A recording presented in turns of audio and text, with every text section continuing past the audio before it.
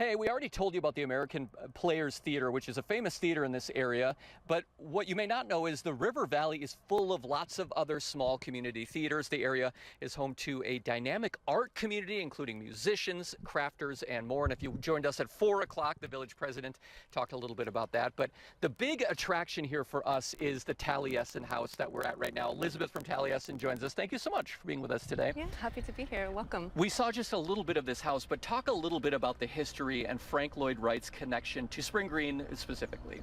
Yeah, so Taliesin refers to not only the home behind us, but the 800-acre estate here. And it's an incredibly special place because of its layered history. So not only here can you see buildings from nearly every decade of Wright's life, from age 18 to 90, but it's where he founded his architectural studio, and it really becomes his laboratory where he experiments with different ideas. We like to think of it as having access to your favorite artist's sketchbook with annotations. So it's his autobiography in many ways in wood and stone. How has Frank Lloyd Wright had an influence on a place like Madison? Well, Frank Lloyd Wright, born in Richland Center, grew up in Madison. Yeah. Before he became the well-known Chicago architect, a lot of Madison influenced his path.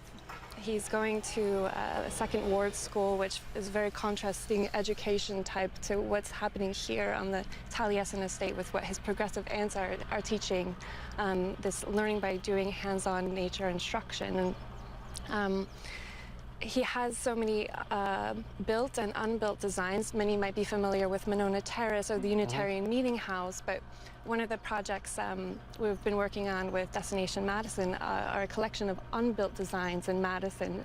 One of my favorites is the Madison Hotel, which is really close to the Capitol building, and it makes you imagine what the landscape might have looked like had that actually been built.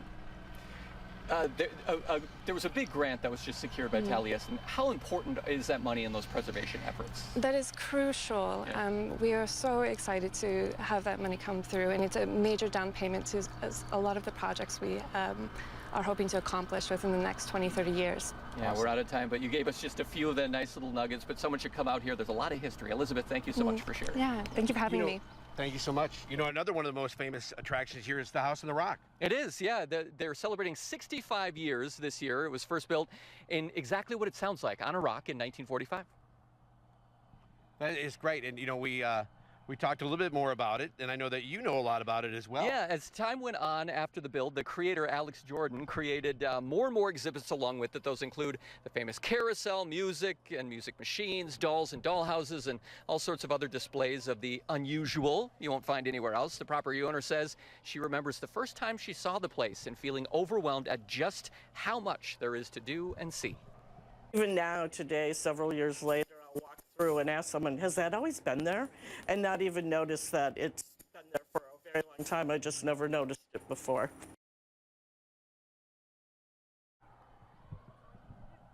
House of the Rock offers 3 different tours. The regular season runs mid-March through early November. Yeah, they also have a special Christmas-themed decorations in November through when they close in mid-December, which is really cool. And when we come back, we'll talk a little bit more about the history along the river, the tours here at Taliesin. But for now, we're going to send it over to Kevin with a look at our forecast.